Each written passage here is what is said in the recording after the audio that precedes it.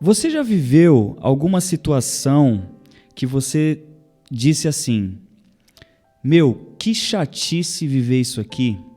Não foi dessa forma que eu pensei que as coisas aconteceriam. Não foi dessa forma que eu planejei. José também viveu uma situação muito complicada entre o sonho que ele teve e a realização desse sonho, né? Durante esse processo entre o sonho e a realização, José viveu muitas dificuldades, né? Muitos momentos tristes, dolorosos, né? E lendo esses textos bíblicos, eu queria dividir com você hoje algumas lições que a gente pode aprender na vida dele, algumas lições preciosas espirituais no decorrer da jornada de José, entre o sonho e a realização do sonho, ok? Diante disso, eu queria dividir com você hoje uma mensagem cujo tema é entre o sonho e a realização. E a primeira lição espiritual que nós podemos aprender na vida de José é a seguinte: a inveja não destruirá seu sonho. A inveja não destruirá seu sonho. Olha o que o texto diz em Gênesis 37, do versículo 5 ao 5. Ora, Israel gostava mais de José do que de qualquer outro filho, porque ele havia nascido em sua velhice. Por isso mandou fazer para ele uma túnica longa. Quando seus irmãos viram que o pai gostava mais dele do que de qualquer outro filho, odiaram-no e não conseguiam falar amigavelmente com ele. Certa vez José teve um sonho, e quando o contou aos seus irmãos, eles passaram a odiá-lo ainda mais. A inveja é um pecado que é próprio da semelhança e da proximidade. Por exemplo, se você falar para mim assim: poxa, Elber, tem um rapaz que ele nada pra caramba. Eu vou falar: puxa, que legal, né? Glória a Deus por isso. Se você me falar assim: puxa, tem uma pessoa que corre pra caramba, eu vou falar: nossa, puxa, glória a Deus, né? Agora, se você falar para mim assim: puxa, Elber, tem fulano ali prega pra caramba, aí você já dá aquela agulhada no coração, né? Você fala: mas quem que é esse cara aí? Será que ele prega melhor que eu, né? É tão bom assim mesmo, né? Por que isso acontece? Porque a inveja, ela é um pecado que ela é própria da proximidade. Para a gente ter inveja de alguém, aquilo tem que ser próximo da gente, tem que ser pessoas próximas, e também tem que ser algo semelhante àquilo que a gente tem de potencialidade, de qualidade, né? Se você vê as meninas, dificilmente uma menina vai invejar, pode até acontecer, mas é mais difícil ela invejar uma pessoa distante, uma pessoa famosa, do que ela invejar uma amiga que ficou bem sucedida ou que está mais bonita do que ela numa festa, né? É claro que isso não é o certo, não é ideal. Eu estou dizendo o que atinge a gente no coração humano, né? Então a inveja ela é algo que nos pega na proximidade.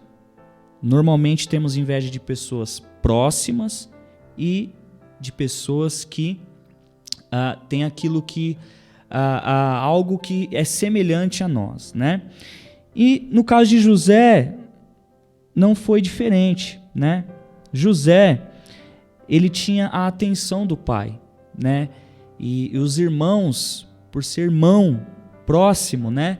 E não ter a atenção do pai como José tinha, eles invejaram o irmão, né?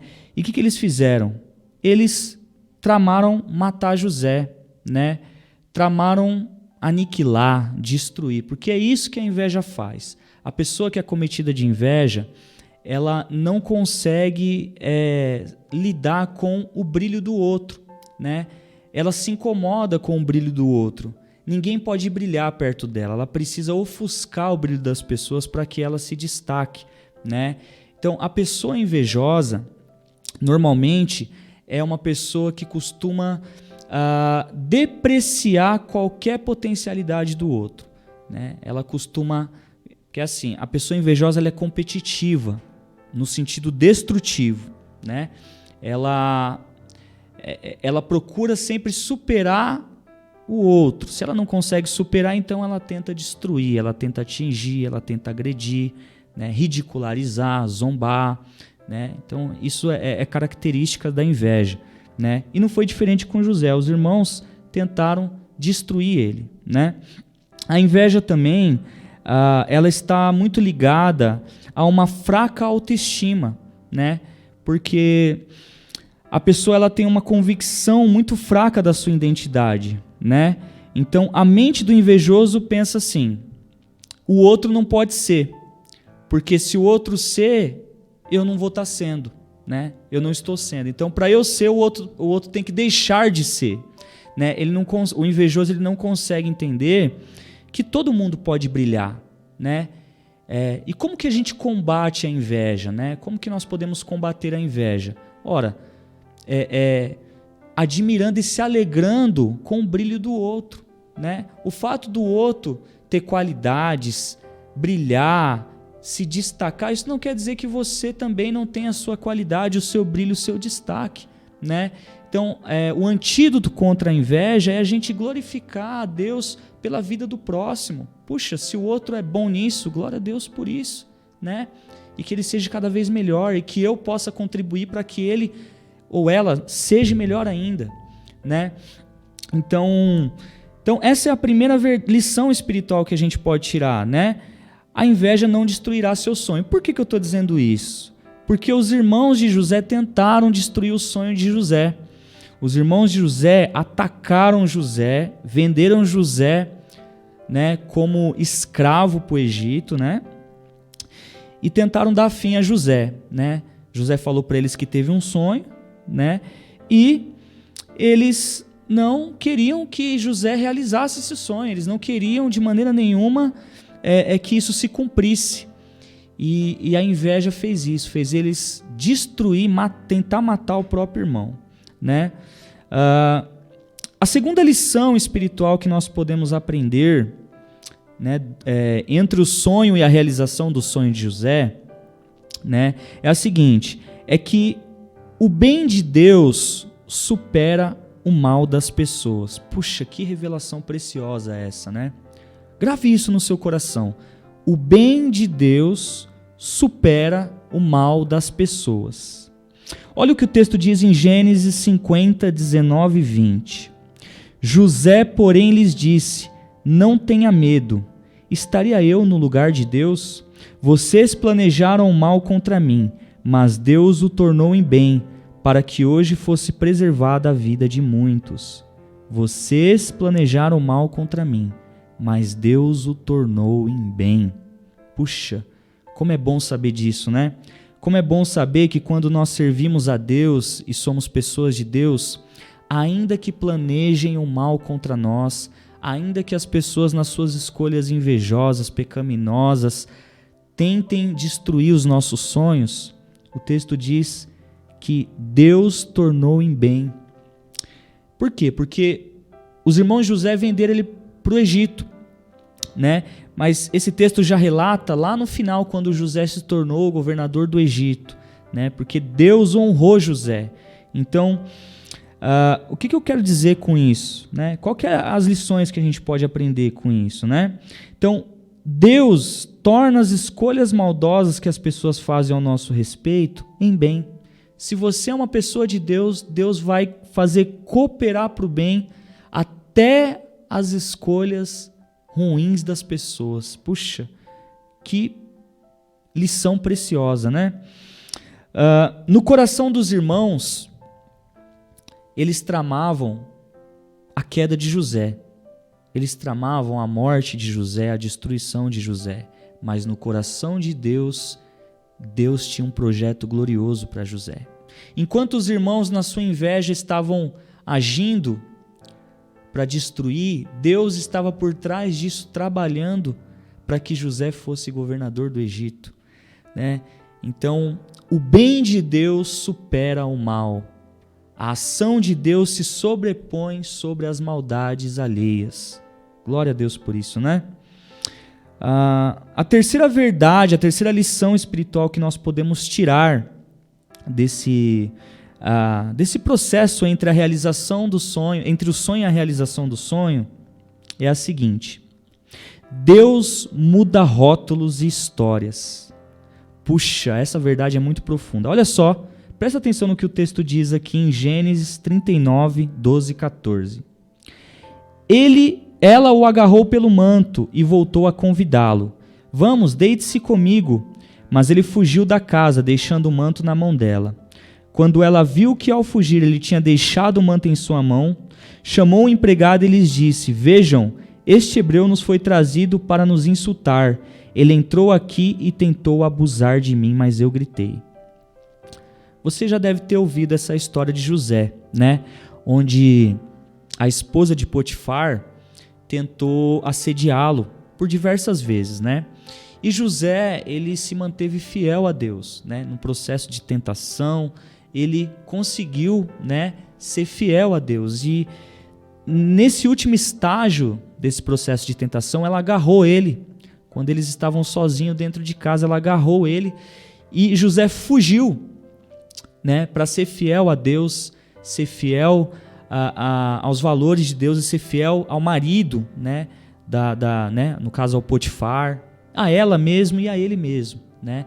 Então José fugiu, José não foi infiel, mas logo em seguida ela, que era a mulher adúltera, inverteu a história, distorceu a história, mentiu a história, e José foi condenado à prisão como um adúltero e um abusador, né? Um estuprador, né? Porque ela disse que ele tentou abusar dela. Então, olha só que interessante, né? José, ele foi aqui vítima de um rótulo, né? Ele foi vítima aqui de um rótulo. Então, José, que era conhecido, né, como um homem de Deus, aqui ele foi rotulado como agora um presidiário, um estuprador, um abusador, um adúltero, um ingrato com o seu senhor Potifar, né? E isso é interessante porque na vida muitas vezes nós recebemos rótulos, né, das pessoas, né? Eu lembro quando eu era mais novo, né? Eu era bem magrelinho assim, né, bem magrelo. E aí eu recebi vários rótulos na escola, né? Costelinha, né? Sempre tem aqueles amigos abençoados, né? Cambito, né? Perninha de cambito, né? Eu lembro que tinha, né? Cada um tinha um rótulo, né? Os mais gordinhos a gente, né? O bola 7, né? Até que parecia um pouco assim, não é igual, mas tinha uma semelhança assim, né? Brincadeira. Mas nós recebemos rótulos, né? Durante a nossa vida, né? E eu lembro que depois de um tempo eu deixei o cabelo um pouco grande, aí eu fui trabalhar numa loja, aí Luan Santana, pegou Luan Santana, e o pessoal me chamava de Luan Santana. Aí depois eu deixei o cabelo mais de lado, é Justin Bieber, né? Justin Bieber. Aí a gente vai recebendo rótulos durante a vida, né? Hoje, né, graças a Deus, assim, normalmente o pessoal tá me chamando assim de Brad Pitt, né? É brincadeira. Eu tô com 31, com esse corpinho de 30, né? Rostinho de 29, né? Brincadeira, gente. Mas, falando sério,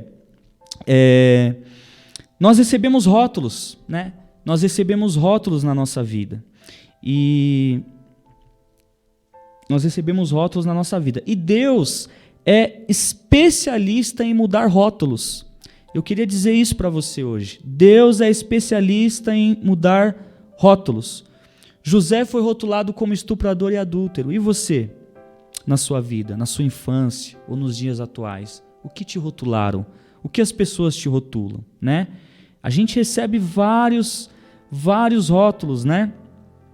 Eu lembro também de uma vez que eu trabalhava na World Tennis, né? Na loja de calçados. E às vezes a gente ia buscar outros calçados em outras lojas, né?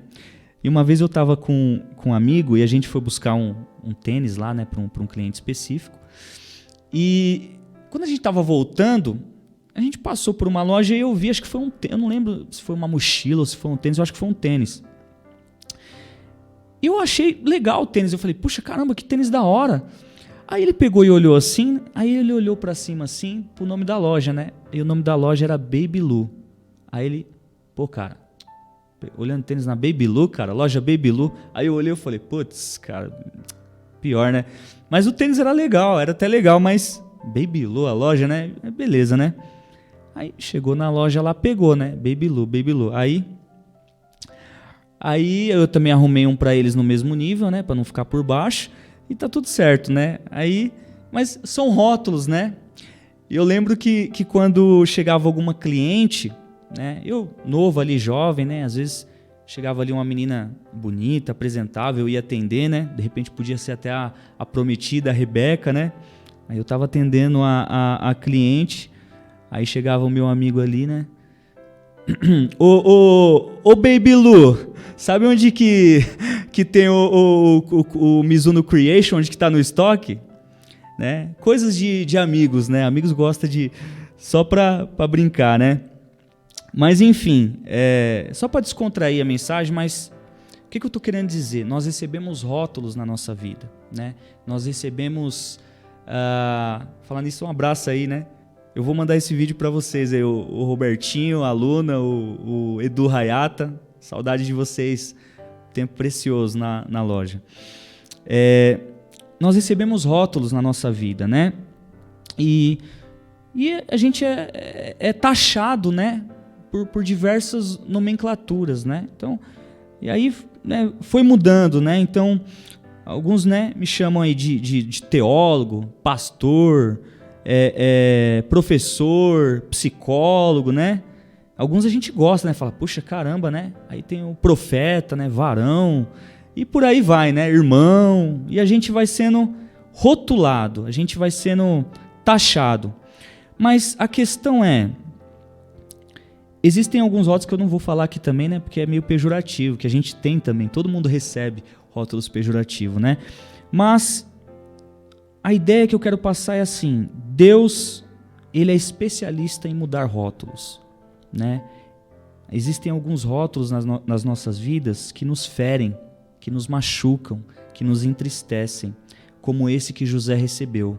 Rótulos injustos, né? Rótulos que nos depreciam, né? Eu não sei qual rótulo você tem recebido, né? Talvez um rótulo de alguém viciado em drogas, talvez um rótulo de, né? Não sei, né? Um rótulo de alguém desempregado, não sei, né? Tô pensando aqui, encalhada, né? Né? Brincadeira, gente. Mas enfim, vai ficar pra titia, pra titio, né? Tá repreendido, em nome de Jesus, né? Mas nós recebemos rótulos. E Deus, ele é especialista em mudar rótulos, né? Como ele mudou de José. Então, ele tirou o rótulo de presidiário e tornou José governador do Egito. Só que uma coisa interessante que a gente pode aprender é o seguinte: quando você sabe quem você é em Deus, os rótulos não te agridem. Então, você talvez pode ser chamado de muitas coisas por muitas pessoas, mas quem você é em Deus? Qual a sua verdadeira identidade em Cristo? Se você sabe a sua verdadeira identidade, quem você é em Cristo, quem você é em Deus, os rótulos não te machucam, não te agridem, porque você tem um coração blindado, né? Com a verdade ao seu respeito que está em Deus, né? E não no que as pessoas pensam, no que as pessoas acham, né?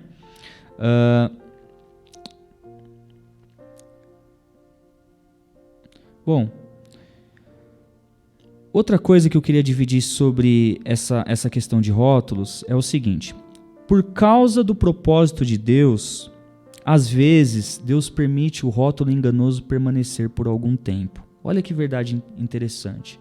Às vezes Deus permite os rótulos enganosos ao nosso respeito permanecer por algum tempo, como o de José. José ficou 2 anos preso, rotulado de uma forma injusta, por algo que ele não era, por algo que ele não cometeu, mas Deus permitiu isso por um propósito, né?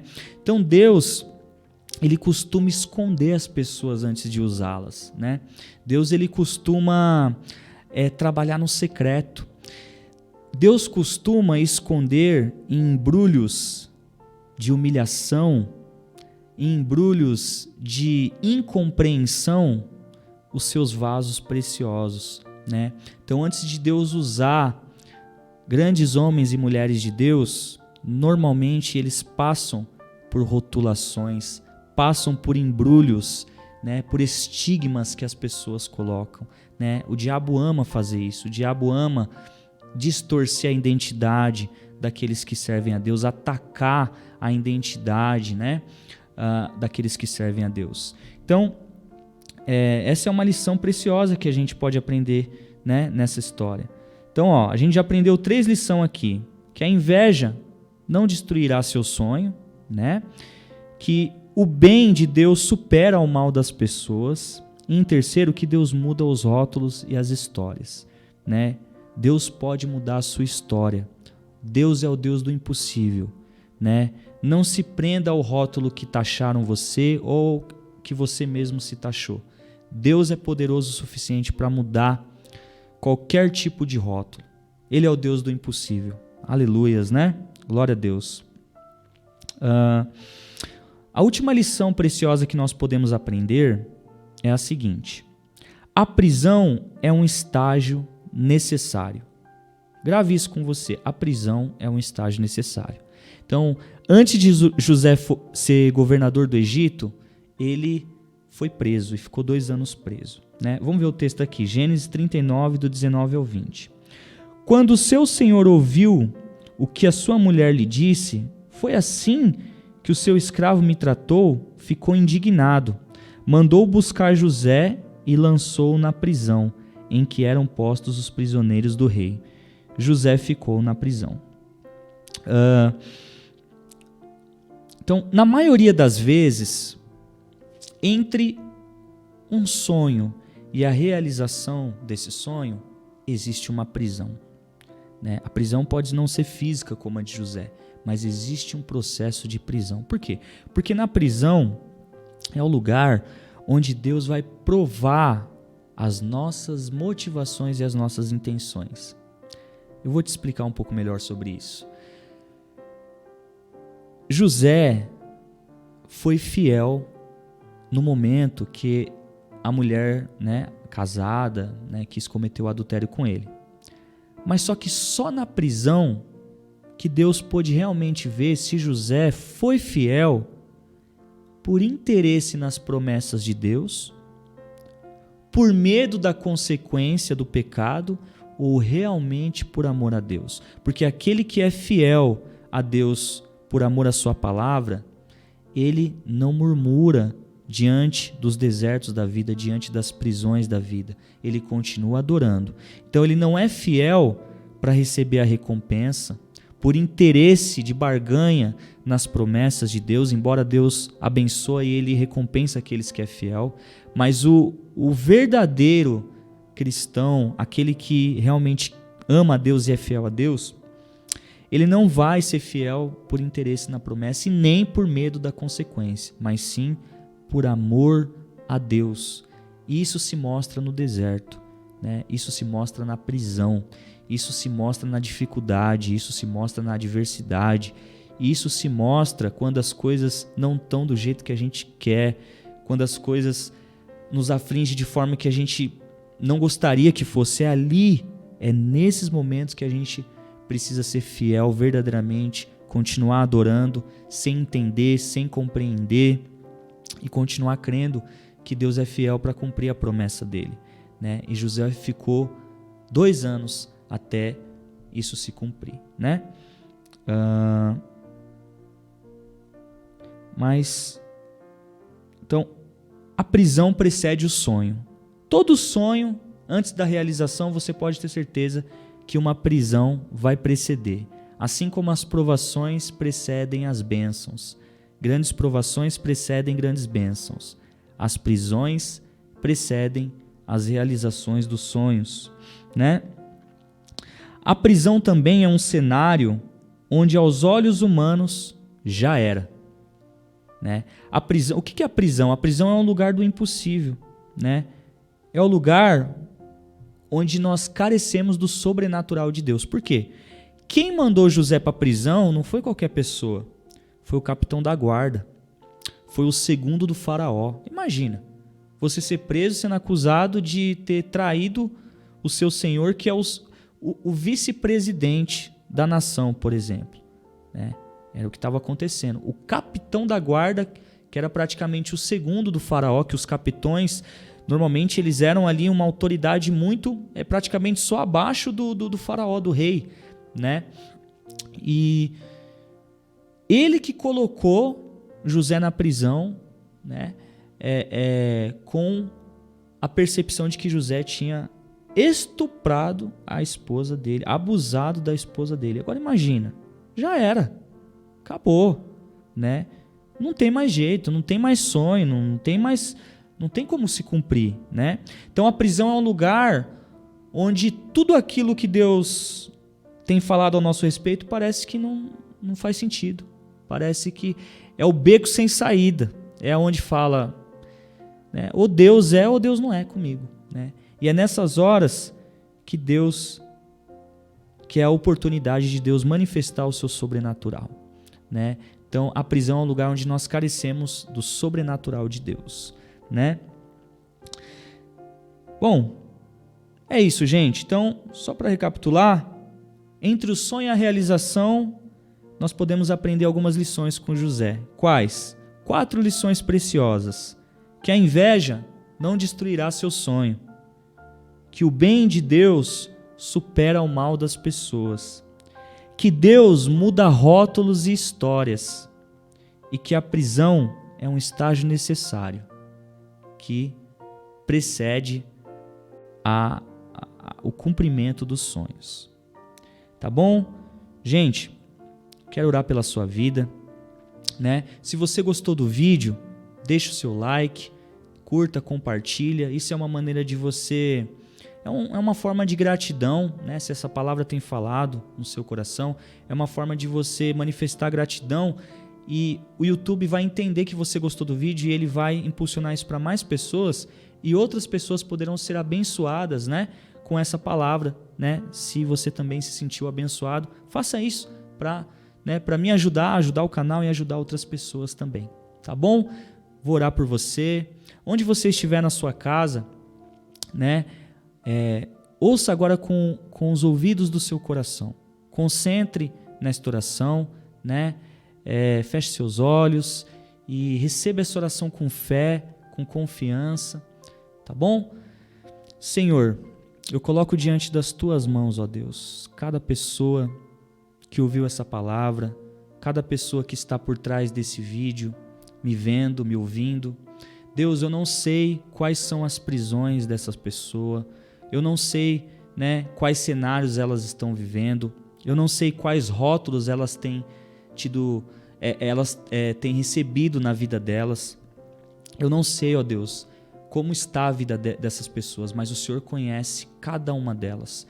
E eu oro por cada vida, Deus. Eu coloco, né, elas diante do trono da graça, coloco elas diante do teu altar e peço ao Senhor, ó Deus, que o Senhor consiga nos fazer viver essa palavra, aplicar essa palavra na nossa vida, que o Senhor possa trocar os rótulos dessas pessoas, que o Senhor possa mudar a história dessas pessoas, que o Senhor possa abençoar essas pessoas em todas as áreas da vida delas, ó Deus, e que elas possam vencer a inveja, que elas possam não se desanimar ou não se deixar ser paralisadas pela inveja alheia, ó Deus. Eu oro para que o Senhor faça com que tudo aquilo que elas entenderam que foram ruim na vida delas, que causaram dor, sofrimento, tristeza, angústia, que o Senhor possa tornar isso em risos, que o Senhor possa fazer elas tirar lições maduras, profundas e preciosas, para que o seu propósito cumpra na vida delas, Deus. No nome de Jesus, eu entrego essa oração crendo com fé, ó Deus. Abençoe cada pessoa que assistiu essa mensagem, no nome de Jesus. Que Deus abençoe você, um grande abraço.